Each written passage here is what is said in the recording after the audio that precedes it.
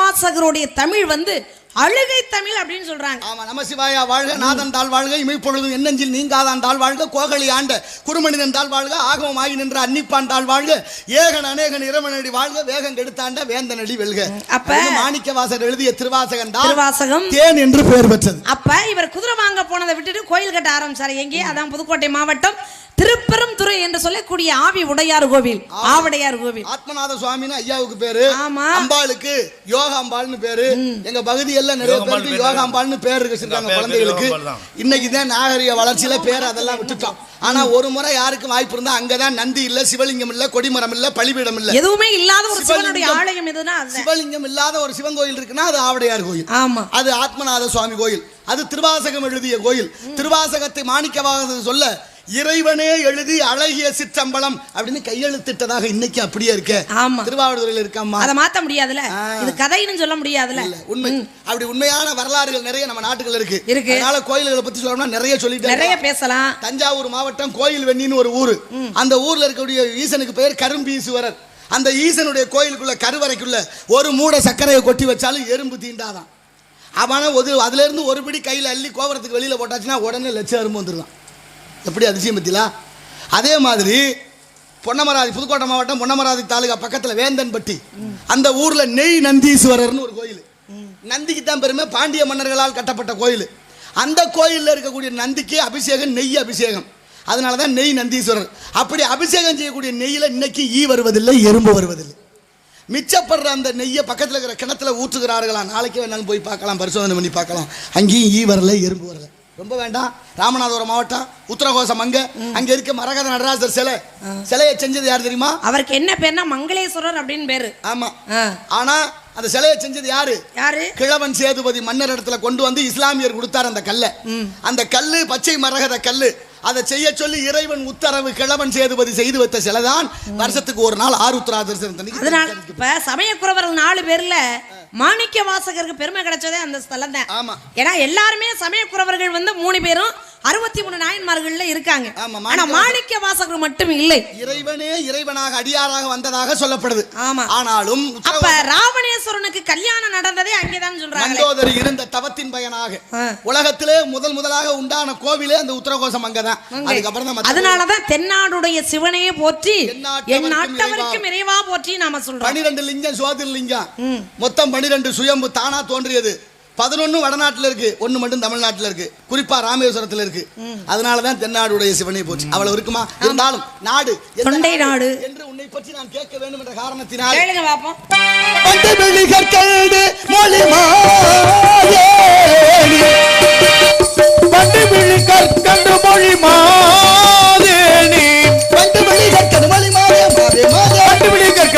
மாதே மாதே மாதே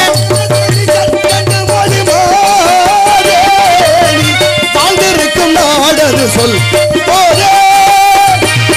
ஞான நிலை தான் உணர்ந்த சுவாமி, ஞான நிலை தான் உணர்ந்த சுவாமி, நாடு மலை நாடு என்பார் சுவாமி.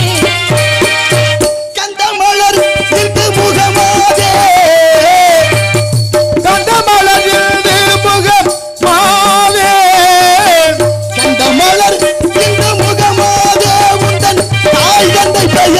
சொல் போதே தந்தை பெயர் நம்பி என்ப சுவாமி, தந்தை பெயர் நம்பி என்ப சுவாமி, தாய் நங்கை மோகியா சுவாமி. நாடு தொண்டை நாடு. நிலம் குறிஞ்சி நிலம். அமைத்திருப்பது பரண், பேசுவது தமிழ், வணங்குவது முருகன், விரட்டுவது பறவை. அப்படி 3 எழுத்து கூட்டமாக இந்த இடத்துல எல்லாத்துக்கும் ஒரு சிறப்பு இருக்கு. இடத்தால் நமக்கு பெருமையா, நம்மளால இடத்துக்கு பெருமையா? இடத்தை வச்சு நம்மளுக்கு பெருமை இருக்குன்னு, நம்மளை வச்சு இடத்துக்கும் பெருமை இருக்கணும். நிலத்தில் கிடந்தமை 2 கை தட்டும் பொழுதுதான் ஓசை உண்டாகிறது. நிலத்தில் கிடந்தமை கால் காட்டும் காட்டும் குடியிருப்பிறந்தவருடைய வாய்ச்சொல். மண்ணோட தரம் வளரும் பயிர் காட்டிவிடும். நல்ல குடும்பத்து பிள்ளையினுடைய பார்வை நடவுட பாவனையில தெரிஞ்சுக்கலாம். உள்ள மாதிரி தெரியுது. வாயில இருந்து வரக்கூடிய வார்த்தைகளை வச்சே புரிஞ்சுக்கலாம். ஒரு வார்த்தை வெல்லும், இவங்க தரம் இவ்வளவுதான் அப்படின்னு. ஒரு வார்த்தை வெல்லும், ஒரு வார்த்தை கொல்லும். சொல்வாக்கும் செல்வாக்கும் தேவர்கள் திருவாக்கு, சொல்வாக்கு தவறிவிட்டால் நாரிய புண்ணாக்கு. வேணா போட்டா வெல்லும், கோணா போட்டா கொல்லும். ஒரு எழுத்து தான், ஒரு எழுத்து தான். காஞ்சிக்கும் காசிக்கும் எவ்வளவு தூரம்னாராம் அவர்? 1 இன்ச்சு தூரம்னாராம். அப்படின்னா காஞ்சி இருக்குது இங்க, காசி இருப்பது வடநாட்டுல. காசிக்கும் காஞ்சிக்கும் 1 இன்ச்சு தூரமா அப்படின்னு பார்த்தா வார்த்தை தான். காஞ்சி அப்படின்னா இஞ்சன்னா இருக்கு, அதை எடுத்துட்டா காசின்னு வந்துடும். அந்த காஞ்சிக்கு போனா காலை ஆட்டிக்கிட்டே சாப்பிடலான்னு ஒரு பழமொழி. தப்பா போய் நினைச்சுக்கிட்டு ரொம்ப பேர் காலை ஆட்டி வீங்கி காலை ஆட்டிக்கிட்டே சாப்பிடலன்னா படுத்துக்கிட்டே சாப்பிட முடியும். இல்ல ஒரு ஆள் அது இல்ல, ஒரு ஆள் போய் திண்ணையில உட்காந்து காலை ஆட்டிக்கிட்டே இருந்திருக்கேன் ரொம்ப நேரம். பொழுதனைக்கும் ஆட்டிட்டே இருக்கேன், கால் வீங்கிருச்சு. எப்படி ஏப்பா என்ன இப்படி கால் ஆட்டிட்டே உட்காந்துருக்கேன்? சொன்னாங்க காஞ்சிக்கு வந்து கால் ஆட்டினா சோறு கிடைக்கும்னு. அதான் ஆட்டுறேன், ஒன்றும் கிடைக்கல, கால் வீங்கி போச்சு. போடா பைத்திய கருப்பையில. எதுக்கு கால் ஆட்ட சொன்னா? தறி நெய்யறது இங்க அதிகம். காஞ்சிபுரம் பட்டு பட்டு தறி நெய்வது இங்க அதிகம். தறி நெய்யணும்னா கால் மிதிச்சுக்கிட்டே இருக்கு. கால் மிதிச்சாதான் நூலை உருவாக்க முடியும். அதனால அந்த நூலை உருவானாதான் சேலையை உருவாக்க முடியும். அந்த அர்த்தத்துல சொன்னது. அதனாலதான் காஞ்சிக்கு போனாலும் காலை ஆட்டித்தான் சாப்பிடணும், உட்கார்ந்துக்கிட்டு சாப்பிட முடியாது. அப்படிங்கிறது பழமொழி. சாப்பிடும் போது உட்கார்ந்து சாப்பிடணும், அந்த சம்மணம் போட்டு சாப்பிடணும். இயற்கையை மீறி உழைச்சதுக்கு அப்புறம் உட்கார்ந்து சாப்பிடறோம், அது வேற. உழைக்காம உட்கார்ந்து சாப்பிடணும்னா போனகம் என்பது உணர்ந்து உண்மை, தான் உணர்ந்து உண்ணணுமா. அப்ப யார் சொல்றாள்? உலகத்துல அற்பமானது எதுன்னு ஒருத்தர் கேட்கிறாரு. அவரு பஞ்சுன்னாரு. சரி, அதை விட அற்பமானது எதுன்னாரு? துரும்புன்னாரு. சரி, அதை விட அற்பமானது என்ன? யாசிப்பவன் அப்படின்ட்டாரு. இப்ப என்ன சொல்றாரு இந்த கிழவி? அற்பமானது பஞ்சு, அதை விட அற்பமானது துரும்பு, அதை விட அற்பமானது யாசிப்பவன் அப்படின்னா பிச்சைக்காரன்னு சொல்றா, மனிதனை சொல்றா. அப்ப திருப்பி அவர் கேள்வி கேட்கிறாரு. அற்பமானது பஞ்சு அப்படின்னா காத்து வந்தா பறந்துரும். அற்பமானது துரும்பு, அதுவும் காத்து வந்தா பறந்துரும். ஆனா மனுஷன் காத்து வந்தா பறக்கலையே எப்படின்னு கேட்க, அதுக்கு இந்த கிழவி சொல்றா, காத்தும் பஞ்சும் துரும்பும் காத்து வந்தா பறந்துரும். ஆனா இந்த மனுஷன் ஏன் பறக்கலைன்னா, நான் அதுகிட்ட போனா நம்மகிட்டையும் காசு கேட்டாலும் கேட்பேன், காத்து அவன்கிட்ட போறது இல்லைன்னா. எப்படி எண்ணங்கள்? ஸ்ரீ ராமகிருஷ்ண பரமஹம்சர் கிட்ட ஒரு பையன் படிக்க போறேன். அவர் சொல்றாரு, அப்பா குருதட்சணை கொடுக்கணும், நான் வாங்கணும், ஆனா உன்னால அது முடியாது, அதனால இந்த உலகத்துல எது மகா மட்டமானதோ அதை கொண்டு வான்றாரு. இந்த உலகத்துல மட்டமானது எது, உலகத்துல எது இருக்கு அப்படின்னா எதுவுமே இவர்னால ஒன்றும் சொல்ல முடியல. இப்படி நடந்து போய்கிட்டு இருக்கேன், ஆடு புழுக்க போட்டுருக்கு. அப்ப இந்த ஆட்டு புழுக்கைய போய் எடுக்க போறேன், இதுதான் மட்டமானது, சும்மா கிடக்கு அப்படின்னு. அதை ஒரு பொண்ணு வந்து, அண்ணே அதை எடுக்காதே, எனக்கு வேணும், அதை நான் கொண்டுக்கிட்டு போனா நான் ரோஜா செடிக்கு உரமா போடுவேன், ரோஜா பெருசு பெருசா பூக்கும், பெருசு பெருசா பூத்துச்சுன்னா முருகனுக்கு கொண்டே மாலையா போடுவேன், எனக்கு வேணும்னு சொல்ல. அடுத்து கொஞ்ச தூரம் இதை விட மட்டமானது என்னடா இருக்குன்னு போறேன், மாடு சாணம் போட்டு கிடக்கு, இந்த சாணத்தை போய் எடுக்க போறேன். அப்போ ஒரு அம்மா வந்து, தம்பி அது எனக்கு வேணும்ப்பா, வீடு வாசல்லாம் மெழுகணும், சாணம் தெரிக்கணும், எனக்கு வேணும்னோடனே அப்போ அடுத்து போகிறேன். அப்போ இதை விட மட்டமானது எது அப்படின்னு இப்படி ரோட்டு ஓரத்தில் போய்கிட்டு இருக்கேன், இப்படி சாலை ஓரத்தில் போய்கிட்டு இருக்கேன். ஆனால் ஒரு சின்ன பையன் என்ன பண்ணுறான், மலம் கழிச்சுக்கிட்டு இருக்கேன். மலம் கழிச்சுக்கிட்டு இருக்கும்போது இவன் எப்படி கழிக்கிறேன், அவன் மூக்கையே பிடிச்சிக்கிட்டு அவன் உட்காந்து மலம் கழிக்கிறான். அப்போ இவன் பார்த்தேன், அப்போ உலகத்திலே இவன் கழிக்கிற மலம் அவனுக்கு பிடிக்கலைன்னா உலகத்துல இதுதான் மகா மட்டமானது அப்படின்னு சொல்லி, நம்ம நாடு நகராட்சி பேரூராட்சி பேருந்து நிலையங்கள்ல கழிவறை ஊரா மூக்க பிடிச்சிட்டு தான் போக வேண்டியிருக்கு. ஆமா ஆமா, அவ்வளவுதான் இருக்கு, மோசமா இருக்கு, லட்சணமா இருக்கு. ஆமா, அப்ப இந்த மலத்தை போய் எடுக்க போறேன், ஏன்னா இவன் இருக்கிறது இவனுக்கே பிடிக்காம தானே மூக்க பிடிச்சிக்கிட்டு இருக்கேன். அப்ப இதுதான் மட்டமானதுன்னு போய் எடுக்க போக, அப்பதான் மலம் பேசியதாம், டேய் மனுஷப்பல என்ன தொடாத என்ன தொடாதடா, நேத்து வரைக்கும் நான் ஒரு கடையில லட்டா இருந்தேன், பூந்தியா இருந்தேன், இனிப்பு பலகாரமா இருந்தேன், ஏதோ ஒரு பொருளா இருந்தேன். நேத்து ஒருத்தன் வந்து என்னை ஒரு தடவை தாண்டா தொட்டு என்னை தின்னா நான் இந்த நிலைமைக்கு வந்துட்டேன். அப்ப மனித பிறவி எவ்வளவு மோசமானதுன்னு அவங்க சொல்றாங்க. ஆனா கிழவி அப்படி சொல்லலையே, அரிதறிது மானிடராய் பிறத்தல். அதுதானே, அது எதனால சொன்னாங்க அப்படி? ஏன்னா இந்த உலகத்துல எல்லாமே இருக்கு, ஏற்றத்தாழ்வு, நிறை குறை அனைத்து இருக்கு, கடவுளுக்கே குறை, எல்லாரையும் ஒரே மாதிரி சொல்லிட முடியாது.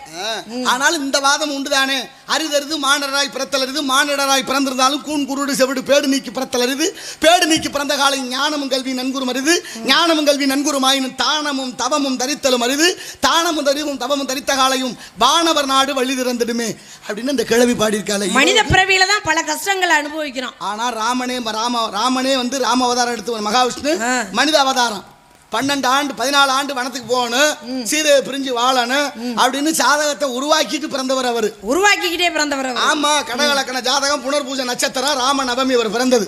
ஏன் கடகலக்கணத்துல பிறந்தாரு? கடகலக்கணத்துல ஏன் பிறந்தாருன்னா கடகலக்கணம் யாராருக்கு இருக்கோ அவங்க பூரா மனைவியோட சேர்ந்து வாழ மாட்டாங்க. அப்படி இல்ல, மனைவியால அதிகம் இன்பம் வாராது, இருக்கிறவங்க உண்டு. கணவனுக்கும் மனைவிக்கும் அதிக தொடர்பு. கல்யாணம் பண்றதே வந்து மனைவியும் கணவனும் ஒன்னா இருந்து இல்லறத்துல ஈடுபடணும், சந்தோஷமா இருக்கணும் தானே. அது மேசர் சபம் இதெல்லாம் கடகம் சிம்மம் கன்னி துலா விருச்சகம் தனுசு மகரம் கும்பம் மீனம் 12 ராசி. 12 ராசிலையும் 9 கிரகம், 1 7 ஒருமுகமாக 2 மறுமுகமாக. இப்படி வரும்போது ஒவ்வொரு கிரகமும் ஒவ்வொரு கட்டத்திலையும் ஒவ்வொரு வீட்லையும் எவ்வளவு நாள் தங்குதுங்கிறத இந்த ஜாதகம். அதுல 7வது இடம் கலசர தானம். கலசர தானத்துல வியாழனோ புதனோ இருந்தா மனைவி மாணிக்கமா அமைவா. சரி, அங்க ராகுவோ கேதுவோ சுக்கிரனோட சேர்ந்தா அக்கினி திராவகம். இப்ப நான் சொல்றேன், இப்ப உங்களுக்கு என்ன ராமர் கடகலக்கணம். அங்க வா, நாரதர் கேட்காத. ராமர் கடகலக்கணம். நாரதர் கேட்க கூடாதுங்கறியே. உங்களுக்கு ஜாதகம் இருக்கா இல்லையா? எனக்கு ஜாதகம் இருக்கு. அப்புறம் ஏன் சொல்ல மாட்டீங்க? ஜாதகமா இருக்கு, நான் பிரம்மச்சாரியா இருக்கேன்னு. உங்களுக்கு சாதகமா இருக்கிறது சரி. சாதகம் என்பது சாதகமா தான் இருந்தா தான் ஜாதகம். உங்களுக்கு ஜாதகமே இல்லைன்றீங்களா? அப்படி இருக்கு. இல்லாம எப்படி இருக்கு? அப்ப சொல்லக்கூடாதுன்னு நினைக்கிறேன். ஜாதகத்தை பத்தி சொல்லணும்னா நிறைய சொல்லிட்டே இருக்கலாம். ஒரு விஷயம் சொல்ல அந்த விஷயத்தை சொல்றேன். சொல்லுங்க. அப்ப என்னாச்சு? ராமர் கடகலக்கணத்துல பிறந்தால் மனைவியை பிரிஞ்சு வாழணுங்கிறதுக்காக திட்டமிட்டு அந்த ஜாதகத்தை அமைச்சுதான் அந்த திதியில அவர் பிறக்கிறார். அதே போல இந்த நாட்டில் கடகலக்கண ஜாதகர்களுக்கு மனைவியால அதிக இன்பம் வாராது என்பது பொது விதி. பாரு, கர்ம வீரர் காமராஜர் கடகலக்கணம், தியாகச்சுடர் இந்திரா காந்தி அம்மையார் கடகலக்கணம், நம்ம நாடக நடிகர்ல தேவி சண்முகம் கடகலக்கணம், எங்க ஐயா வாரியார் சுவாமிகள் கடகலக்கணம், கவிராஜன் கடகலக்கணம். அப்படின்னா இதெல்லாம் இயல்பான பொது விதி. ஆனாலும் அதையும் மாத்தி அமைக்கிற வல்லமை யாருகிட்ட இருக்கு? முருகன் ஒரு ஆளுகிட்ட இருக்கு. முருகன் பாதம் பட்டா எங்க அப்பா பிரம்மன் எழுதிய எழுத்து தானா அழிஞ்சு போகும். இப்ப கல்வி வேணும்னா கலைவாணியை வணங்குறோம், செல்வம் வேணும்னா லட்சுமியை வணங்குறோம், ஒரு பொருளை உருவாக்கணும்னா பிரம்மனை வணங்குறோம், ஒரு பொருளை பாதுகாக்கணும்னா மகாவிஷ்ணுவை வணங்குறோம். ஆனா இது எல்லாமே வேணும்னு நாம நினைச்சோம் அப்படின்னா முருகனை மட்டுமே வணங்க வேண்டும். அவரை வணங்கினாலே எல்லாமே கிடைக்கும். சுக்குக்கு மிஞ்சிய மருந்து கிடையாது, சுப்பிரமணியனுக்கு மிஞ்சின கடவுளும் கிடையாது. அப்படிப்பட்ட சுப்பிரமணியன் இருக்கக்கூடிய இந்த இடத்துல நீ வந்திருக்கிறது காவலுக்கு. பெண்களுக்குரிய பருவங்கள் 7 அடைந்திருக்கும் பருவம் மங்கை பருவம், ஆடிப்பட்டா, தேடி வதை, காற்றுள்ள போது, தூற்றிக்கொள்ள வேண்டும், பயிர் செய்யணும், பெரியவங்க செய்தார், பருவகாலத்தை வீணாய்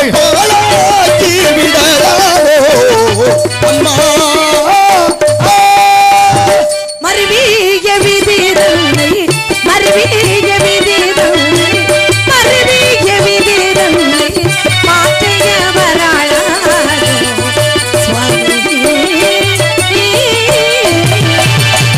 விதியை வெல்வதற்கு மதி என்ற அறிவு ஒண்ணு இல்லம்மா.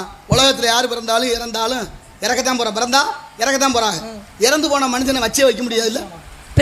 பிறக்கிறோம் என்பது விதிதான், இறக்க போறோம் என்பது விதிதான். ஒரு பிள்ளை வந்து இத்தனை மாசம் இன்னைக்கு பிறந்துரும்னு தெரியும். ஆனா எப்ப ஒரு மனிதன் சாக போறான்னு தெரியுமா? தெரியாது. அதுதான் விதி இல்ல. அதை உண்டாக்குறது அதுதான் விதி இல்லம்மா. இறப்பதும் பிறப்பதும் விதினா இடையில வாழ்ற வாழ்க்கை உலகத்துக்கு சொல்லுமா? இடையில வாழ்ற வாழ்க்கை மதிதான் சொல்லுமா? சொல்லாதா? என்ன சொல்லுமா? இந்த உலகத்துக்கு பேர் எப்படி வரும்? எப்படி வரும்? அவர் வாழ்ந்த வாழ்க்கை. அந்த அவர் வாழ்ந்த வாழ்க்கை சொல்றோம்ல. இன்னைக்கு 2 பேருடைய உடம்பு எரிக்காமலும் புதைக்காமலும் வச்சிருக்காங்க. ஒருத்தர் ராமானுஜர், அவர் ஆன்மீகவாதி. ஏதோ ஒரு சிறப்பு அவர் செய்ததுனாலதான் அவருடைய உடம்பு இன்னைக்கு ஸ்ரீரங்கத்துல 1000 வருஷத்துக்கு அப்பாற்பட்டு வந்துருச்சு. 1000 வருஷத்துக்கு முன்னால இறந்தவர் வச்சிருக்காங்க. அடுத்து இன்னொருத்தர் யாரு? 12 மணி நேர வேலையை 8 மணி நேரமாக ஆக்கி இந்த உழைப்பாளர் தினத்தை உண்டு பண்ண ரஷ்ய புரட்சியாளர் லெனின் உடம்பு இன்னைக்கு இருக்கு. இந்த 2 பேருடைய உடம்பை தவிர வேற எல்லா உடம்பும் அழிஞ்சு போச்சு. புரியுதா? அப்ப என்ன அர்த்தம்? ஏதேனும் ஒரு சிறப்பை செய்தால் வரலாற்றில் இடம் பெறலாம். அந்த வரலாற்றை உண்டு வரலாறை பத்தி பேசணும்னா நிறைய பேசலாம். நிறைய இருக்கு. தாய்ப்பால கறந்து இன்னைக்கு விளக்கு போட்ட பெருமை பெண்ணுக்கு உண்டு. சோழ நாட்டுல தன்னுடைய உயிரையே கொடுத்து நாட்டையே காப்பாத்தின கமலாவதி அப்படிங்கிற பெண்ணு. இதெல்லாம் வரலாறு தான். கமலாவதி கூட முன்பிறவியில சிலந்தியா இருந்து யானையுமா இருந்து மறுபிறப்படுத்தவர். நீ சொல்ற அந்த தாய்ப்பால்ல விளக்கு போட்டவ வரகுணால் 72 மாராயன் மனைவி. சோழ பேரரசான தஞ்சாவூர்ல இந்த பெரிய கோயில விளக்கு போட்டவ. யார் வீட்லயாவது பொம்பளை பிள்ளை பிறந்தா அழகா வரகுணால்னு பேர் வைங்க.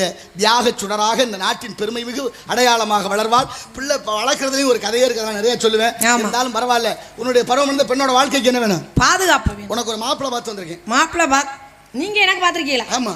அப்படியா? சந்தோஷமா தான் இருக்கு கேட்கும் போது. ஆனா மாப்பிள்ளை என்ன வேலை பார்க்கிறாரு, எவ்வளவு சம்பளம், சொந்த வீடா வாடகை வீடா, வட்டிக்கு எதுவும் கொடுக்குறாரா, அடுத்த ஆளுக்கிட்ட வாங்குறாரா, வேற ஏதாவது கெட்ட பழக்கம், தண்ணி கிண்ணி, இந்த பொம்பளை கும்பளை வப்பாட்டி கிப்பாட்டி, இதெல்லாம் நம்மளுக்கு ஒத்து வராத ஒரு விஷயம். இந்த குணமெல்லாம் இல்லாம நல்ல குணமா இருந்தா ஒரு மாப்பிள்ளை சொல்லுங்க. இந்த படிப்பெல்லாம் படிச்சிருக்க தனியா? இதெல்லாம் யதார்த்தமா நடைமுறையா சொல்றது. தெரியுது. இதுக்கெல்லாம் போய் என்ன பள்ளிக்கூடத்துல உட்கார்ந்து படிக்க முடியும்? பாய் கேட்டலாம் கூட நியாயம் இருக்கட்டும். அது என்ன வப்பாட்டி அப்புறம் கிப்பாட்டி ஒண்ணு தெரியல. அந்த அம்மாவுக்கு தான் தெரியும், நமக்கு தெரியல. அது என்னது? நீங்க வந்து இப்படி காட்டி காட்டி கொடுத்துக்கிட்டு இருக்கீங்க பாருங்க. சொன்னது தான பாய் கேட்கல. வப்பாட்டி கிப்பாட்டினா பொண்டாட்டிக்கு தெரியாம ஒரு பொம்பளைய வச்சுக்கிட்டா வப்பாட்டி. நல்ல விஷயம். அந்த வப்பாட்டிக்கு தெரியாம இன்னொரு புள்ளைய வச்சுக்கிட்டா அதுக்கு பேரு தான் கிப்பாட்டி. எப்படி கண்டுபிடிப்பு? முடியாதியா. நீங்க இத பத்தி என்ன நினைக்கிறீங்க நீங்க? உனக்கு மனவாளன் நினைக்க முடியாது. மாப்பிள்ளை யார் தெரியுமா? யார் சொல்லுங்க. உருவமாகி அனாதையாய் பலவாய் ஒன்றாய் பிரமமாய் நின்ற சோதி பிளம்பதோர் மேனியாகி கருணை ஒரு முகங்கள் 6 கரங்கள் 12 கொண்ட ஒரு திரு முருகன் வந்தாங்க போட்டக்கூடிய சத்து சித்து ஆனந்த முருகன் அழகன் குழகன் குக்குடகதாரி மஞ்ச ஏரி கந்த பெருமான். எத்தனை பேர் அவருக்கு? வெகு கோடி. அருணகிரியாரே அப்படித்தான் பாடுறார். வெகு கோடி சம்பு குமாரான்னு பாடுறார். அதனால முருகன் உனக்கு மனவாளன். சம்மதமா? அவரை திருமணம் செய்து கொள்ள எனக்கு சம்மதம் இல்லை. முடியாது. இல்ல முடியாது. ஏன் முடியாது? ஏன் முடியாதுன்னா எனக்கு பிடிச்சாதான் பண்ண முடியும். பொழுது ஒழுங்கா அவர் தெய்வ பிரவி, நான் மானிட பிரவி. சொல்லுமென் வார்த்தை கேளம்மா, சொல்லுமென் வார்த்தை கேளம்மா. பகலும் இந்த ஆபத்தை எண்ணி விடுத்து, அள்ளும் பகலும் இந்த ஆபத்தை எண்ணி விடுத்து, அவனியோ கொள்ளையிருப்பாய் செவி கொடுத்து. தந்தைக்கு மந்திரத்தில் சார பொருள் உரைத்து தகப்பன் சுவாமி என்று பெயர் பெற்றார் சுவாமி மலையிலே. வேலுண்டு வினையில்லை, மயிலுண்டு பயம் இல்லை, கந்தன் உண்டு கவலை இல்லை அப்படின்னு அவரை நினைச்சு காவலை பார்த்து நான் சந்தோஷமா இருக்கேன். ஆனா அவரை கல்யாணம் பண்ணிக்கேன்னு நீங்க வந்து ஒரு கலவரத்தையே உருவாக்குறீங்களே, என்ன அர்த்தம்? அதனால கூட்டி கொடுப்பது கோத்திரத்தில் முறைய கூட்டி கூட்டி கூட்டி கொடுப்பது கோத்திரத்தில் முறையும் ஓட்டமா சொல்ல வந்தீர் உமைக்கு நாட்கரையும் கைப்பருசை செல்லாதோம் நச்சு வந்தால் கைப்பருசை செல்லாதோம் செல்லாதோம் கூட்டி கொடுப்பதங்கள் கோத்திரத்திலும் இல்லை, கூட்டி கொடுப்பதங்கள் கோத்திரத்திலும் இல்லை. மாட்டி உன்னை காட்டி மனம் முடிப்பேன் கேட்க மாட்டேன். இன்று பொழுது அஸ்தமனமாவது என்ன பண்ண போறீங்க? சிக்கல் சிங்கார வேலவனை வர செய்து உன்னை திருமணம் செய்து கொடுக்காவிட்டால் என்னுடைய நாரதனம் அல்ல, அணிந்திருப்பது பிரம்மமுஷ்டம் அல்ல. சத்தியம் சத்தியம் சத்தியம். வருவான் வைத்தியநாதன் மகன். அது வரைக்கும் இரு பத்தியம். பத்தியம்லாம் நான் இருக்க தேவையில்லை. நீங்க முடிஞ்சா பண்ணி பாருங்க. இன்னைக்கு நீங்க நினைக்கிறது நடக்குதா, நான் நினைக்கிறது நடக்குதா? என்னது? இல்ல